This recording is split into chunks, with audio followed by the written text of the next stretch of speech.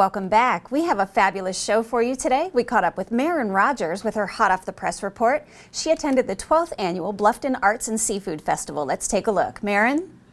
Marin Rogers here reporting from the 12th annual historic Bluffton Arts and Seafood Festival, where hundreds of artisans have lined the road here on Calhoun Street with selling their artwork, jewelry, and much more. This is a beautiful community event and outpouring for the Rotary Club of Bluffton, and don't miss the kids' activities, which are at the park, and also fireworks on the dock, so they have a beautiful display of more to come here at the Arts and Seafood Festival. Now I'm joined by John Anderson. He is the treasurer of this year's Arts and Seafood Festival.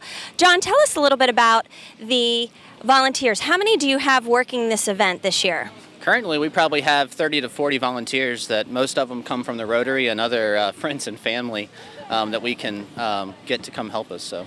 Great, and we have lots of different capacities from setting up tents, tables, serving beer. Looking forward to a great day here in the Low Country. Yeah. And is this expectation worked on year-round, or do they just come once a year? How many people are in Rotary that work on this, the 30 or 40? The majority of the work comes from the festival committee, which is about 10 to 12 of us, and they all have their assigned roles, and we work we take a couple months off, but then, Mary starts getting us back about once a month we start meeting. Now I'm joined by Amiri, who is the artist that designed the logo for this year's festival. Amiri, how did you get involved in the Arts and Seafood Festival here in Bluffton? Well, I got involved, I think, about 5 years ago. They wanted to include a commemorative poster, and so they asked me to design a poster, and I did that, and I've been designing one every year since then. Oh, awesome. Well, as you can see in my artwork, I use a lot of bright colors and designs, and I also like to use a lot of layers. So once you look at the initial image, you'll see a sunfish, but usually in my work, as you look deeper in the image, you can start to see lots of other things.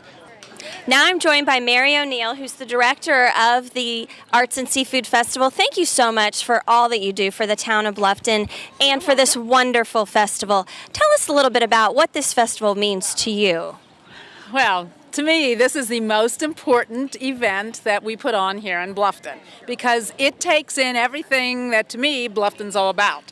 It's the history, our rich culture, all the art and the seafood, and all our resources. We are so lucky to live here, and that's the whole purpose of this festival, is to highlight all those elements of Bluffton. Just love it, where art and seafood meet on the street, and you put on this beautiful, and it's really not just today's celebration on Saturday. There's much more to it. Yeah, it started last Sunday with the blessing of the fleet, and this year, because of everything we've been through, it was just like it was a majestic day.